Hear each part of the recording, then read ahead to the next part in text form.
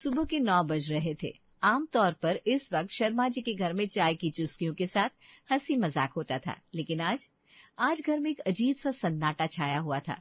Dining table पर पूरा परिवार नाश्ते के लिए बैठा था, लेकिन किसी के चेहरे पर रौनक नहीं थी। आज सुबह सुबह घर कितना सूना लग रहा है ना। आदत सी हो गई थी उसकी। सुबह उठते ही सबसे पहले उसी की आवाज कानों में पड़ती थी। हाँ पापा, मुझे तो यकीन ही नहीं हो रहा कि वो अब हमारे बीच नहीं है। कल तक तो ठीक था, हम साथ बाजार गए थे, सब्जी लाए थे। कितना बोझ उठा लेता था वो अकेला, बिना उफ किए। नजर लग गई मेरे घर को। बेचारा कभी थकता नहीं था। धूप हो या बारिश, हमेशा हमारे लिए खड़ा रहता था। बड़ा काम का था हमारा बिट्टू। मम्मी, अब उसके बिना कॉलेज कैसे जाऊंगा मैं? वो था तो लगता था कोई साथ है। अब तो एक कदम उसके बिना चलना भी मुश्किल लगेगा। माहौल गमगीन था। सबको बिट्टू के जाने का गहरा सदमा लगा था। तभी रविंद्र जी ने अपने पराठे का एक टुकड़ा तोड़ा और मुंह में डाला। सोनाक्षी बेटा, ये क्या है? जी पापा जी, पराठा है। ये पराठा है? बेटा इसे पराठा नहीं, पापड़ कहते हैं, पापड़। इतना रूखा, इतना सूखा, गले के नीचे ही नहीं उतर रहा। बेटा बिट्टू चला गया, इसका मतलब ये तो नहीं कि तुम हमें भी मार डालोगी? हाँ सोनाक्षी, पापा सही कह रहे हैं। देखो जरा, मक्खन तो छोड़ो, इस पर तो घी की एक बूंद भी नहीं दिख रही, एकदम अकड़ा हुआ है। वो अजय दरअसल। अरे सोनाक्षी को मत डांटो तुम दोनों, मैंने मना किया है उसे। तुमने? क्या भाई, क्या अब इस बुढ़ापे में मुझे उबला हुआ खाना खिलाने का इरादा है? अरे इरादा क्या, जरूरत है। अपना पेट देखा है आईने में? और वो डॉक्टर ने क्या कहा था परसों? मिस्टर शर्मा, आपका कोलेस्ट्रॉल रॉकेट की तरह ऊपर जा रहा है। एक तो वो बेचारा बिट्टू चला गया। अब मैं नहीं चाहती कि इस घर के किसी और सदस्य का पुर्जा ढीला हो, इसलिए चुपचाप ये सूखा पराठा खाओ और आज से तेल घी बांध लो। कर लो बात। इधर दिल का टुकड़ा चला गया, इधर थाली से स्वाद चला गया। ए भगवान, उठा ले। नहीं, मुझे नहीं, इस सूखे पराठे को उठा ले। पापा प्लीज, अभी बिट्टू की याद आ रही है, खाने पर झगड़ा तो मत करो। तभी लिविंग रूम में रखे लैंडलाइन फोन की घंटी बजती है। देख तो अंशुमन, किसका फोन है सुबह सुबह? शायद पड़ोसियों को खबर लग गई होगी। जी पापा, देखता हूँ। फोन की घंटी लगातार बज रही थी। अंशुमन ने रिसीवर उठाया। हेलो, चरण स्पर्श चाचा जी। जीते रहो बेटा, जीते रहो। और सुनाओ, शहर में सब ठीक ठाक? यहाँ तो सब बढ़िया है। तुम्हारी चाची अभी गाय का दूध निकाल रही है। हमारी गौरी ने बछड़ा दिया है, एकदम स्वस्थ। मैंने सोचा ये खुशखबरी दे दूं और फोन करके तुम लोगों का हाल चाल ले लूं। जी चाचा जी, बधाई हो। यहाँ भी सब ठीक ही है, बस क्या, आवाज में दम नहीं लग रहा। और मेरा बिट्टू कैसा है? पिछले हफ्ते जब तेरे पापा से बात हुई तो कह रहे थे बिट्टू थोड़ा धीरे धीरे काम कर रहा है। बीमार है क्या? अब चाचा जी क्या बताऊं, बिट्टू हमारे बीच नहीं रहा। क्या कहा तूने? हमारे बीच नहीं रहा? अरे ये क्या न होनी हो गई, एक हफ्ते पहले तक तो वो ठीक था। हाँ चाचा जी, पर होने को कौन टाल सकता है। कल शाम को एक भयानक एक्सीडेंट हुआ। ट्रक वाले ने साइड से टक्कर मार दी। हमने बहुत कोशिश की उसे ठीक करने की, कहाँ नहीं दिखाया, पर हम बचा नहीं सके। हे भगवान, ट्रक से टक्कर, हाय रे मेरा बच्चा, कितना दर्द हुआ होगा उसे। अंशुमन तू सच बोल रहा है ना? जी चाचा जी, पूरा खत्म हो गया। बॉडी पूरी पिचक गई उसकी, देखने की हिम्मत भी नहीं हो रही थी। मैं अभी आता हूँ, मैं अभी सामान बांधता हूँ। इस दुख की घड़ी में मैं अपने भाई साहब को अकेला नहीं छोड़ सकता। अरे नहीं चाचा जी, आप तकलीफ मत उठाइए, अब जो होना था सो हो गया। आप इतनी दूर से आएंगे, रहने दीजिए, हम संभालेंगे। अरे तू पागल हो गया है क्या अंशुमन? घर का चिराग बुझ गया और तू कह रहा है मैं ना हूँ? तो फोन रख, मैं शाम तक पहुंचता हूँ, और सुन, सबका ख्याल रखना बेटा। ऐसा कहकर चाचा जी ने फोन रख दिया। अंशुमन ने रिसीवर रखा और सिर खुजाया, क्योंकि उसे चाचा जी की बातें कुछ अजीब लग रही थी। चाचा जी भी ना बिट्टू के लिए इतना इमोशनल हो रहा है। खैर, लगाव था उनका, उन्होंने ही तो भेजा था प्यार से। उधर गांव के घर में गजाधर ने जैसे ही फोन रखा, वो वहीं खाट पर धम से बैठ गए और अपना सिर पकड़ लिया। विमला जो हाथ में गोबर के उपले लिए जा रही थी, उन्हें देखकर रुक गई और कहा, अरे क्या हुआ जी, ऐसे क्यों बैठ गए जैसे लुटपुट गए हो? शहर से कोई बुरी खबर आई क्या? लुटी गए विमला, लुट गए। शहर में कहर टूट पड़ा। हमारा बिट्टू, हमारा प्यारा बिट्टू अब नहीं रहा है। क्या बोल रहे हो जी? बिट्टू? अरे वो तो अभी पिछले महीने अपनी फोटो दिखा रहा था, क्या हुआ मेरे लाल को?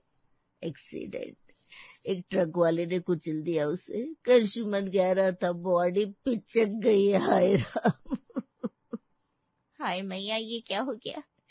मेरा सीधा साधा बिट्टू, मैंने तो उसके लिए गौरी गाय का शुद्ध घी जमा करके रखा था। सोचा था जब आएगा तो चूरमा खिलाऊंगी। हाय, अब वो घी कौन खाएगा? छोटा सा था तब से हमारे यहाँ ही रहा है।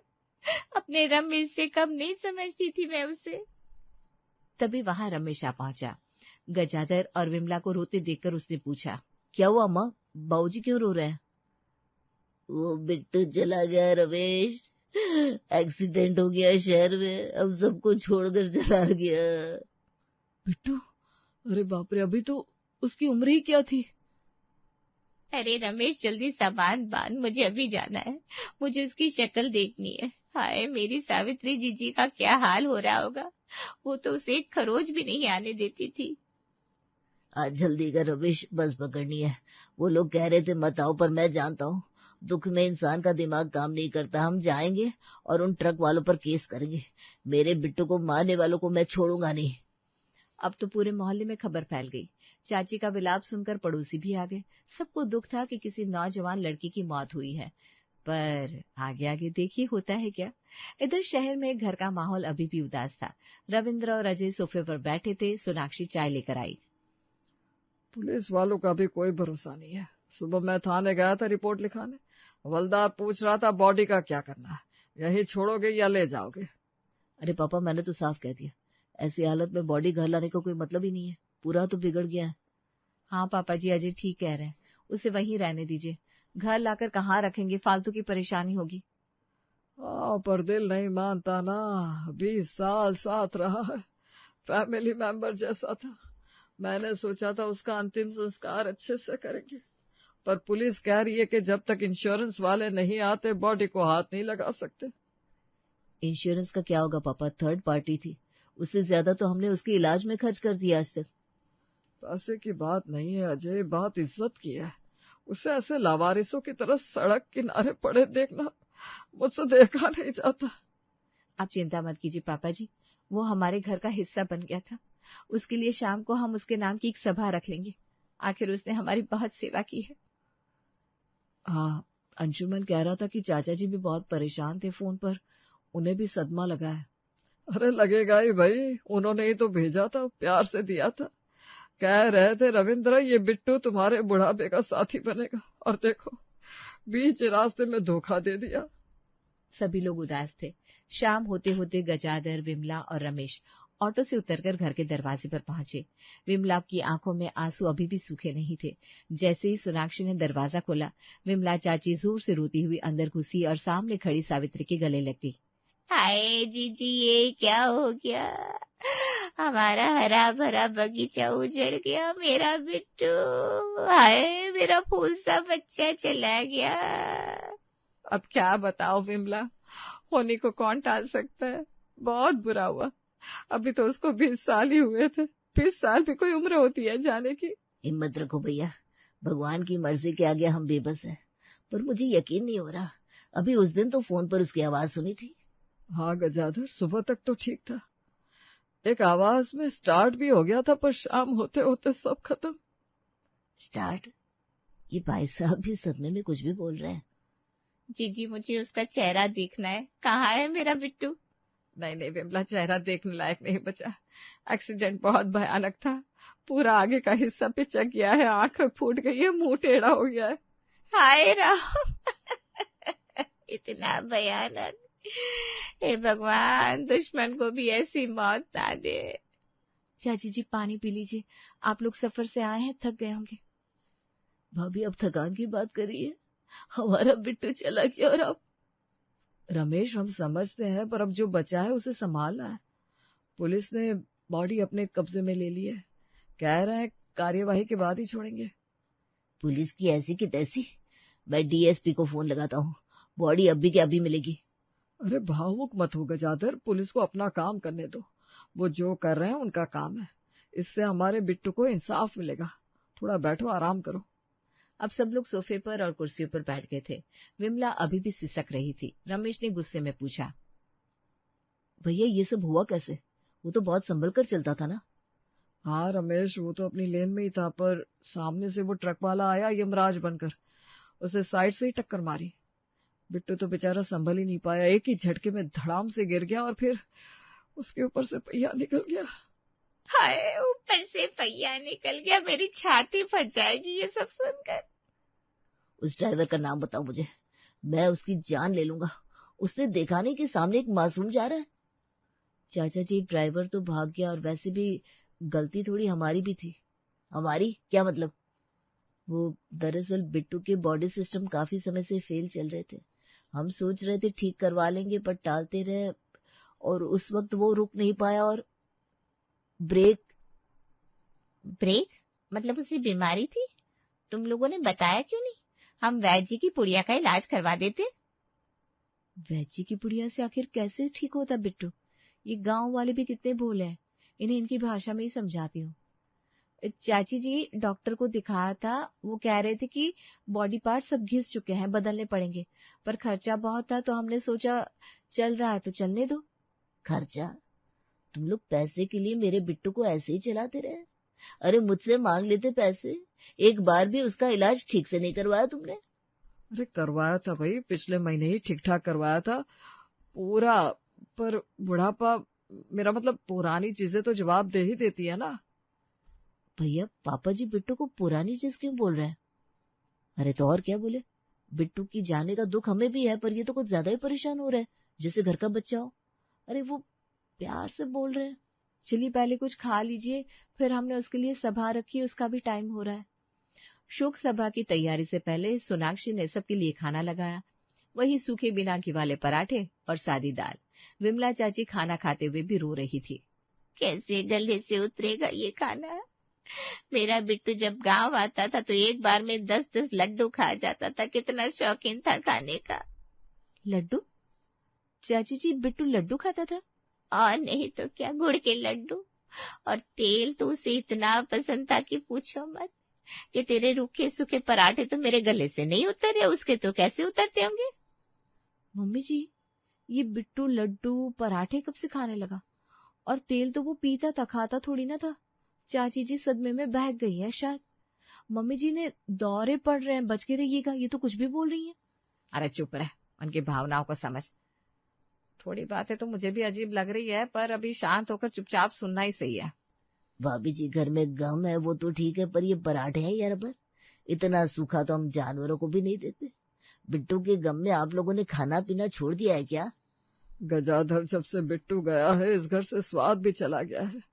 डॉक्टर ने कहा है मेरा हार्ट भी गड़बड़ कर रहा है, जैसे बिट्टू का हो गया कहीं मेरा ना हो जाए, इसीलिए ये उबला खाना खा रहा है।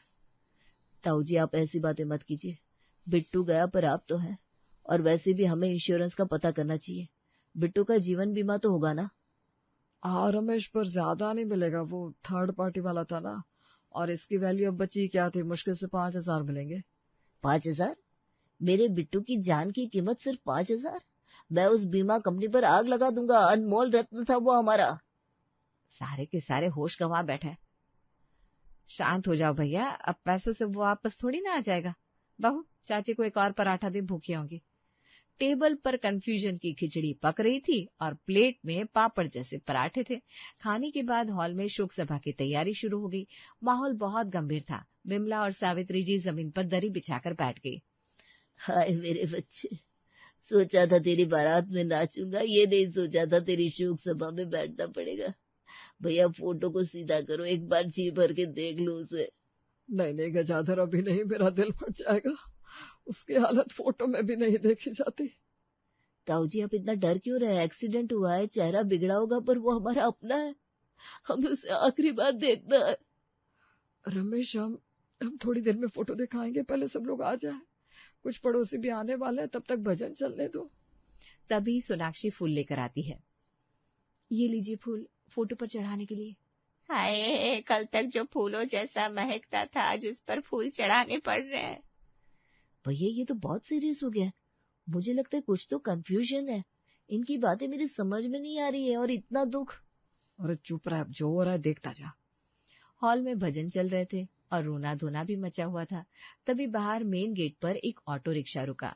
उसमें से एक 22-23 साल का नौजवान बिट्टू अपने बैग के साथ उतरा। वो बिल्कुल ठीक ठाक था, बस थोड़ा थका हुआ लग रहा था। बिट्टू ने गेट खोला और अंदर आया। उसे हॉल से रोने की आवाजें आ रही थी। ये घर में क्या हो रहा है?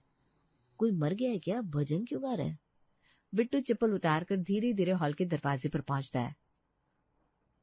नमस्ते काका काकी, आप लोग यहाँ, और ये सब क्या हो रहा है? बिट्टू की आवाज सुनते ही सबकी नजरें दरवाजे पर टिक जाती है। विमला की आंखें फटी की फटी रह जाती है। भूत, बिट्टू का भूत, हाय मैया बचाओ। गजाधर अपनी कुर्सी से गिरते गिरते बचते हैं। रमेश अपनी माँ के पीछे छुप जाता है। बिट्टू, तू तो मर गया था ना? तेरी आत्मा भटक रही है क्या बेटा? हाँ, ये कब मरा? मर गया था? काका आप क्या बोल रहे हैं? मैं तो जिंदा हूँ, अपना काम खत्म करके आ रहा हूँ। वो आज दुकान में बहुत काम था। मुझे किसने मारा?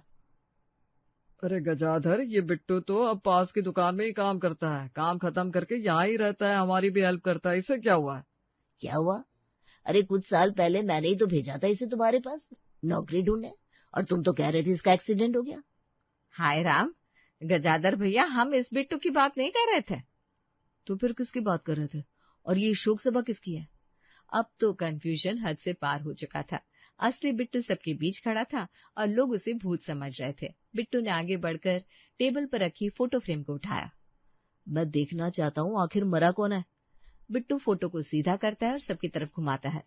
फोटो में एक पुराना जंग लगा नीले रंग का बजाज चेतक स्कूटर खड़ा है।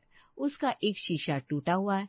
फोटो के नीचे लिखा है, स्वर्गीय बिट्टू, हमारा प्यारा स्कूटर 2003 से 2023। इसे देखकर पूरे हॉल में एक पल के लिए शांति छा जाती है। ये क्या मजाक है? ये स्कूटर? हाँ गजाधर, ये वही स्कूटर है जो तुमने हमें 20 साल पहले दिया था। हम प्यार से इसे बिट्टू बुलाते थे। क्या तुमने हमें एक खटारा स्कूटर के लिए गांव से दौड़ाया? हमने सोचा हमारा भतीजा। हाय, मुझे चक्कर आ रहे हैं। अरे पर हमें क्या पता था क्या आप इस बिट्टू की बात कर रहे हैं? हमें तो लगा आप भी हमारे बिट्टू मतलब स्कूटर के लिए परेशान है। आखिर वो भी हमारे परिवार का हिस्सा ही तो था। भैया आप लोग पागल हो गए हो क्या? सुबह से बॉडी पोस्टमार्टम की बातें कर रहे थे एक स्कूटर के लिए। सॉरी रमेश, हमें लगा चाचा जी को पता है कि हम स्कूटर की बात कर रहे हैं। अंशुमन ने फोन पर बताया तो था। हाँ, मैंने कहा था बिट्टू का एक्सीडेंट हो गया। अच्छा, चाचा जी ने मान लिया इंसान। काका, आप एक स्कूटर के लिए रो रहे थे, और काकी आप क्या कह रही थी? वो लड्डू खाता था। और इस तरह धीरे धीरे सबको अपनी बेवकूफी का एहसास हुआ। गजाधर का गुस्सा पिघल गया और वो भी हंस पड़े। विमला ने राहत की सांस ली कि उनका बिट्टू सही सलामत है। अब सभी जोर से हंस पड़े। अब सारा कंफ्यूजन खत्म हो चुका था और उसके साथ गम का माहौल भी।